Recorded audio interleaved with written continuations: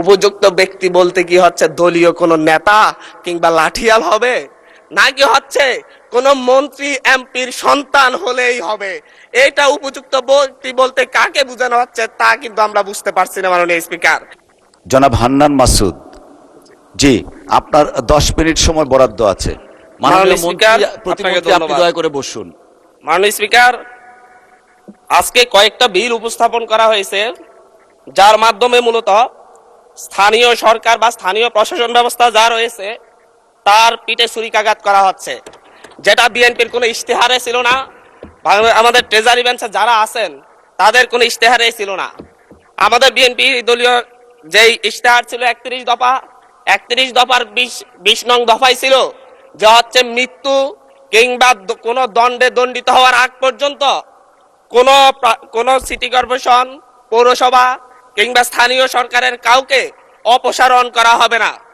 আমি বলছি বিএনপির এই 31 দফার 20 নং দফা কি বিএনপি ভুলে গিয়েছে, নাকি মেজরিটি পাওয়ার, আলটিমেট মেজরিটি পাওয়ার মধ্য দিয়ে তারা আসলে আরেকটা আওয়ামী লীগ হয়ে ওঠার চেষ্টা করতেছে? মাননীয় স্পিকার, এই বিলে বলা হয়েছে বিশেষ পরিস্থিতিতে বা জনগণের আশাকাঙ্ক্ষা বিশেষ পরিস্থিতি কিংবা 32 কয়ে বলা হয়েছে বিশেষ পরিস্থিতি অত্যাবশ্যক বিবেচনা করিলে বা জনস্বার্থে যে কোনো বা সকল পৌরসভার মেয়র বা কাউন্সিলরগণকে অপসারণ করিতে পারিবে। এই জায়গায় আমি বলতে চাচ্ছি মাননীয় স্পিকার, বিশেষ পরিস্থিতি বলতে কোনটি? আমাদের যে অধ্যাদেশ জারি করা হয়েছে সেই অধ্যাদেশ মূলত ফ্যাসিবাদের বিরুদ্ধে যখন বাংলাদেশে একটি সফল গণঅভ্যুত্থান হয়েছে, সেই গণঅভ্যুত্থানের মধ্য দিয়ে যখন যারা ভোট চুরি করে স্থানীয় সরকারের বিভিন্ন প্রশাসনের শেয়ার দখল করে রেখেছে তাদেরকে অপসারণ করার জন্য এই আইনটি, এই অধ্যাদেশটি জারি করা হয়েছিল। বিএনপি কি বর্তমান সরকার কি বিশেষ পরিস্থিতিতে বলতে আগামীতে বিএনপি যেই পথে হাঁটছে সেই পথে আরেকটা অভ্যুত্থানের আশঙ্কা করতেছে কিনা, যে আর মধ্য দিয়ে মূলত আবার বিএনপি দলীয় শেয়ার জবরদখলকারী যত যে প্রার্থীরা থাকবে তাদেরকে অপসারণ করার জন্য এই আইন করা হচ্ছে কিনা? আমি জানি না আসলে বিশেষ পরিস্থিতি বলতে কোন বিশেষ পরিস্থিতিকে বোঝানো হচ্ছে এই আইনে। এটা একটি কালো আইন হিসাবে বাংলাদেশের গণতান্ত্রিক ইতিহাসে সবচেয়ে একটি কালো আইন হিসেবে থাকবে। আমি জিজ্ঞাসা করতে চাচ্ছি মাননীয় মন্ত্রীকে, বিশেষ পরিস্থিতি বলতে কি তার দলীয় এজেন্ডা বাস্তবায়ন না করলে তাদেরকে অপসারণ করা হবে, নাকি হচ্ছে দখলদারিত্ব না মানলে অপসারণ করা হবে, নাকি অবৈধ সুবিধা না দিলে অপসারণ করা হবে? এটা কোন সময়ে কোন বিশেষ পরিস্থিতিতে অপসারণ করা হবে তার সুনির্দিষ্ট কোনো ব্যাখ্যা নেই। এর মধ্য দিয়ে মূলত স্থানীয় নির্বাচন এবং গণতন্ত্রের ফিতে ছুরিকাঘাত করা হচ্ছে। মাননীয় স্পিকার, এখানে বলা হচ্ছে উপযুক্ত ব্যক্তি যদি বিশেষ পরিস্থিতিতে সরকার এই ক্ষেত্রে নিয়োগও করতে পারবে। এই আইনের অন্যান্য বিধান কিংবা আপাতত বলবৎ অন্য কোনো আইন যাহা কিছুই থাকুক না কেন, সরকার বিশেষ পরিস্থিতিতে অত্যাবশ্যক বিবেচনা করিলে জনস্বার্থে কোনো পৌরসভা উহার কার্যাবলী সম্পাদনের উদ্দেশ্যে একজন উপযুক্ত ব্যক্তি বা প্রজাতন্ত্রের কর্মে নিযুক্ত উপযুক্ত কর্মকর্তাকে পরবর্তী আদেশ না দেওয়া পর্যন্ত প্রশাসক নিয়োগ করিতে পারিবে। উপযুক্ত ব্যক্তি বলতে কি হচ্ছে দলীয় কোন নেতা কিংবা লাঠিয়াল হবে, নাকি হচ্ছে কোন মন্ত্রী এমপির সন্তান হলেই হবে? এটা উপযুক্ত ব্যক্তি বলতে কাকে বোঝানো হচ্ছে তা কিন্তু আমরা বুঝতে পারছি না মাননীয় স্পিকার। মাননীয় স্পিকার, এর মধ্য দিয়ে নির্বাচিত প্রতিনিধিদেরকে সরিয়ে অনির্বাচিত শুধু মামা খালুর জোরেই বিভিন্ন প্রশাসনে, বিভিন্ন পৌরসভা মেয়র কিংবা কাউন্সিলর পদে কিংবা সিটি কর্পোরেশনের মেয়র কাউন্সিলর পদে দলীয় নেতাদেরকে বসানোর একটি ফাইতারা করা হচ্ছে। মাননীয় স্পিকার, আমরা কোনো কথা বলতে গেলেই আমরা দেখি যে হচ্ছে বিভিন্ন সময় যখন একটা আওয়ামী সংসদ ছিল, ফ্যাসিবাদের সংসদ ছিল, তখন স্বজন হারানোর বেদনা উঠে আসতো মাননীয় স্পিকার। এখনো দেখা যাচ্ছে আমরা যখনই গণতন্ত্রের কথা বলি, যখনই স্থানীয় সরকারকে আমরা শক্তিশালী করার কথা বলি, তখন বলা শুরু করে আমরাই তো গণতন্ত্রের প্রবক্তা, আমরাই তো নতুন করে বাংলাদেশকে গণতন্ত্র উপহার দিয়েছি, আমরাই তো বাংলাদেশে নতুন গণতন্ত্রের পুনর্জন্ম দিয়েছি, 17 বছর ধরে আমরা লড়াই করেছি। 17 বছর ধরে লড়াই করেছেন বলে বাংলাদেশের গণতন্ত্রকে আবার গলা টিপে হত্যা করার সুযোগ নেই। আবার মাগুরা নির্বাচনের মতো আজকে বগুড়ার নির্বাচন এবং শেরপুর নির্বাচনের কারচুপি দেখেছি আমরা মাননীয় স্পিকার। আমরা যখনই ফেসবুকে ঢুকি, আমরা যখনই দেখি যে বিভিন্ন সংবাদ মাধ্যমে ধানের শীষে ছাপ্পা সিল মারা হচ্ছে মাননীয় স্পিকার।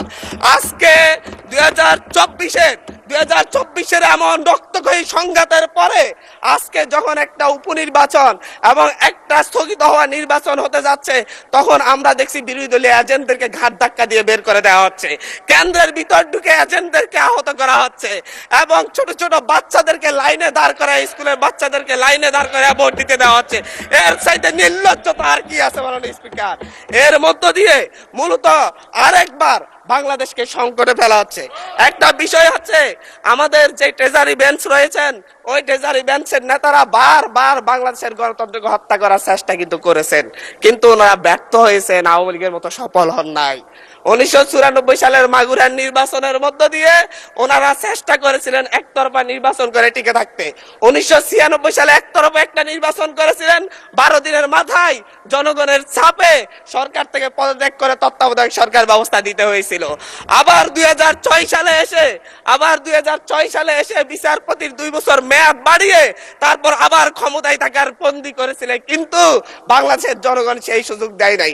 চুরি করা যায়, কিন্তু চুরি করে সেটা আর হজম করা যায় না, যেটা আওয়ামী লীগ করেছে মাননীয় স্পিকার। ঠিক একই ভাবে 2024 সালে এসে এখন 2026 সালে এসে এখন আবার চুরির ধান্দায় নেমেছে। এবং চুরি করে আমি আবারও বলছি, বিএনপি যতই চেষ্টা করুক আওয়ামী লীগ আর হইতে পারবে না মাননীয় স্পিকার। মাননীয় স্পিকার, আমরা ভোটাধিকার নিয়ে কথা বলবো, আমরা ঘুমের অধ্যাদেশ নিয়ে যখন কথা বলি যে হচ্ছে ঘুমের অধ্যাদেশ কেন বাতিল করা হচ্ছে, তখন ট্রেজারি বেঞ্চের মন্ত্রী দাঁড়ায় বলে আমাদের স্বরাষ্ট্রমন্ত্রী অনেকদিন ঘুমছিলেন, আমরা কি ঘুমের বেদনা বুঝি না? আমাদের মাননীয় প্রধানমন্ত্রী এতদিন নির্যাতন ছিলেন, আমরা কি বুঝি না ঘুমের বেদনা? শেখ হাসিনার মতো স্বজন হারানোর বেদনা এত বেশি বুঝেন, কিন্তু ছায়াই ঘুমের অধ্যাদেশ, ঘুমের তদন্ত করতে হলেই আপনাদের সরকারি কর্মচারীর বিরুদ্ধে তদন্ত করতে হলে সরকারেরই অনুমতি লাগবে, সেই আইন করে যাচ্ছেন। আবার বলতেছেন যে হচ্ছে সরকারি কোনো গোপনীয়তার জন্য কাউকে গুম করা হলে সেটা গুম হিসেবে যেন বিবেচনা করা না হয়। এটা তো দ্বিচারিতা ছাড়া আর কিছু না মাননীয় স্পিকার। মাননীয় স্পিকার, মানবাধিকার কমিশন অধ্যাদেশ বাতিল করে দিয়ে আবার সেই শেখ হাসিনার 2009 সালের প্রয়োগ করা আইনে তারা ফিরে যাচ্ছে। শেখ হাসিনা খারাপ, আওয়ামী লীগ খারাপ, সবকিছুই খারাপ, কিন্তু আওয়ামী লীগ ক্ষমতায় থাকার জন্য আওয়ামী লীগের যত বিধান আছে, নিয়ম নীতি আছে, সবগুলাই আজকে কি ভালো হয়ে যাচ্ছে মাননীয় স্পিকার।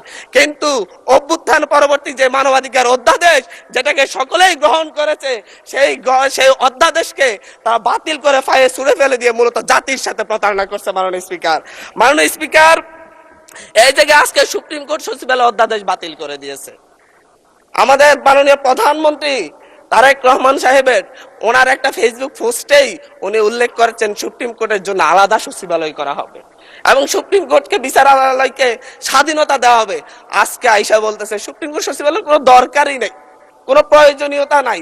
এখন যদি বলি যে হচ্ছে আমরা বিচার বিভাগের স্বাধীনতা চাই, 28 জন বিচারককে শোকজ করা হয়েছে তাদের অভ্যন্তরীণ মেসেঞ্জার গ্রুপে শুধু আলাপ আলোচনা করার কারণে, বলি যদি আমরা বিচার বিভাগের স্বাধীনতা চাই, তাহলে আমাদেরকে বলবে মেজর শহীদ প্রেসিডেন্ট জিয়াউর রহমানই তো বিচার বিভাগকে স্বাধীনতা দিয়ে গিয়েছেন। আমরা তো এই বিচার বিভাগের স্বাধীনতার জন্য এতদিনের লড়াই, আজকে আসা টুটি চেপে ধরা হচ্ছে বিচার বিভাগের। মাননীয় স্পিকার, আমি আবারও সেই স্থানীয় সরকার যে আইনটি, সিটি কর্পোরেশন যে আইনে ফিরে যাচ্ছে, আমি সেই কথাই বলতে চাচ্ছি। আমরা 2012-13 সালে আওয়ামী লীগ যখন হচ্ছে সিটি কর্পোরেশন নির্বাচন দিয়েছিল, সেই নির্বাচনে 5টি নির্বাচনে বিএনপি দলীয় বা হচ্ছে 20 দলীয় জোটের প্রার্থীরা বিজয় হয়েছিল। বিএনপি আওয়ামী লীগ কারচুপি করতে পারে নাই, কিন্তু পরবর্তীতে সেই নির্বাচিত মেয়রদেরকে অপসারণ করে আওয়ামী লীগ তাদের দলীয় এবং হচ্ছে বিভিন্ন প্রশাসক বসিয়েছিল। মাননীয় স্পিকার, দীর্ঘদিন ধরে ট্রেজারি বেঞ্চের মেয়র আরিফ, তৎকালীন সিলেটের মেয়র ছিলেন আমাদের বর্তমান এমপি সিলেটের আরিফ ভাই, ছিলেন হচ্ছে প্রফেসর আব্দুল মান্নান সাহেব। প্রত্যেককে তাদেরকে গাজীপুরে ছিলেন, তাদের প্রত্যেককেই তাদের চেয়ারে বসতে দেওয়া হয় নাই।